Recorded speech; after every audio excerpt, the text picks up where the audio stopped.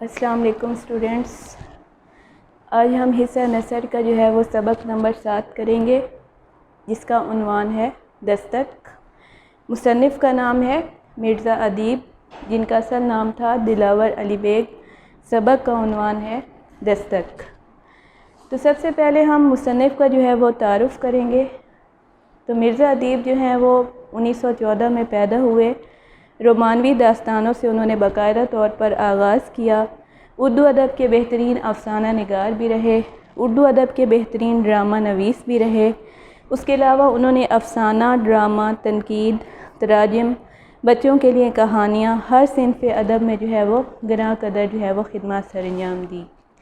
Students, آج جو ہم نے پڑھنا ہے دستک سبق، وہ بنیادی طور پر وہ ان کے ڈرامے سے لیا گیا ہے۔ ان کے ڈرامے کا نام ہے، جو اس کا ماخذ ہے، وہ ہے پس پردہ۔ ڈرامہ کیا ہوتا ہے؟ بیسک ڈرامہ اسے کہتے ہیں جس میں مختلف کردار ہوتے ہیں، اور وہ کردار وہ اپنی اداکاری کے ذریعے ہمیں کچھ نہ کچھ پیغام دیتے ہیں۔ مطلب انسان وہ اپنی اداکاری کے ذریعے کسی بھی چیز کو واضح کرنے کی کوشش کرتا ہے۔ اس میں باقاعدہ طور پر کردار ہوتے ہیں۔ اردو زبان و ادب میں اس صنف کو وہ ڈرامہ کہا جاتا ہے۔ تو یہ دستک آپ کا سبق ہے، یہ بھی ڈرامے سے ہی لیا گیا ہے۔ اب ہم آئیں گے خلاصہ کی جانب۔ تو خلاصے میں وہ آپ نے کیا لکھنا ہے، چونکہ اپنے ڈرامے کا خلاصہ تحریر کرنا ہے، اس لیے اس میں وہ 3 بنیادی کردار ہیں۔ پہلا کردار ہے وہ ڈاکٹر زیدی ہے، دوسرا کردار ہے بیگم زیدی، تیسرا کردار ہے ڈاکٹر برہان۔ یہ 3 بنیادی کردار ہیں، اور انہی پر ہی ڈرامہ وہ لکھا گیا ہے۔ اور یہ ڈرامہ ہے، یہ سٹیج ڈرامہ ہے، ٹھیک ہے۔ تو ہوتا یوں ہے کہ رات ہوتی ہے، طوفانی رات، جس میں بہت زیادہ بارش ہوتی ہے، بہت تیز ہوا وہ چل رہی ہوتی ہے۔ تو جو ڈاکٹر زیدی ہوتے ہیں انہیں سکون نہیں مل رہا ہوتا، وہ بہت زیادہ عجیب کیفیت میں ہوتے ہیں، اور کہتے ہیں اپنی بیگم سے کہ بیگم دروازے پر وہ دستک ہو رہی ہے۔ بیگم مطالعہ میں مصروف ہوتی ہے۔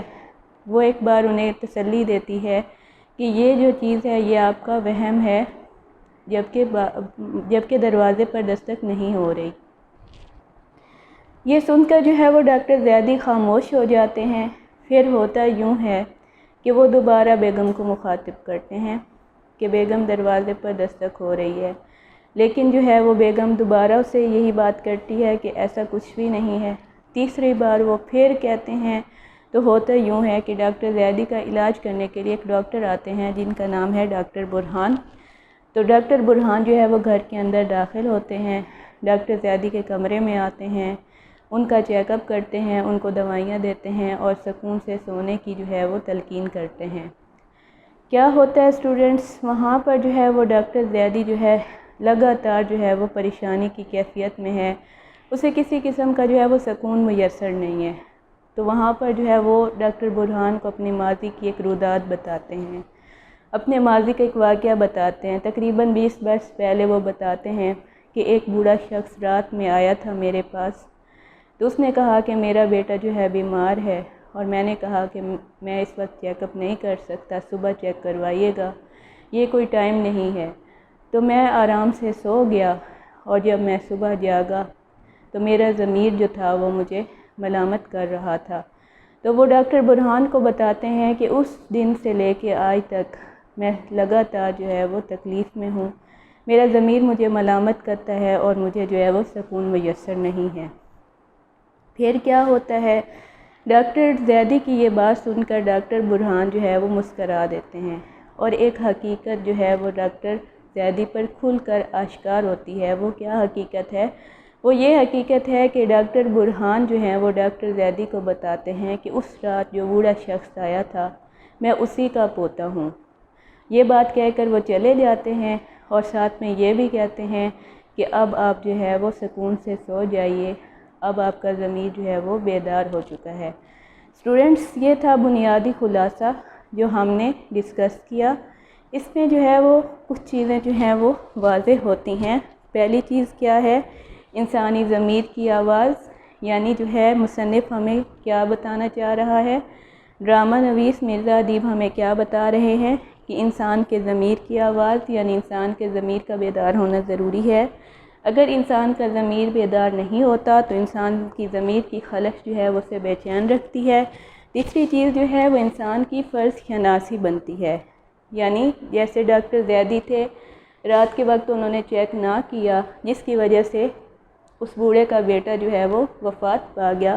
تو یہاں پہ انسان کی فرض شناسی بتائی گئی ہے کہ انسان کی زندگی کے ساتھ کچھ بھی ہو، اس کو جو کام دیا جائے وہ اس کو بخوبی سر انجام دے۔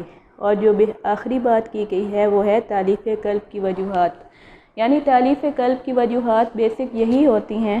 انسان اس وقت پریشان رہتا ہے جب انسان جو ہے وہ اس کا ضمیر جو ہے وہ بیدار نہیں ہوتا، اس کا ضمیر اسے ملامت کرتا رہتا ہے۔ جب انسان کا ضمیر بیدار ہو جاتا ہے تو وہ پرسکون ہو جاتا ہے۔ تو یہاں پر ایک بہت بڑا پیغام تھا کہ انسان اپنے آپ کو سمجھے، اپنا محاسبہ کرے، تاکہ کسی قسم کا کوئی جو ہے ایسا کام نہ کر پائے جس سے جو ہے انسانیت کو نقصان ہو۔ آج کا ہمارا لیکچر مکمل ہوتا ہے، کل ملیں گے نئے لیکچر کے ساتھ۔ اللہ حافظ۔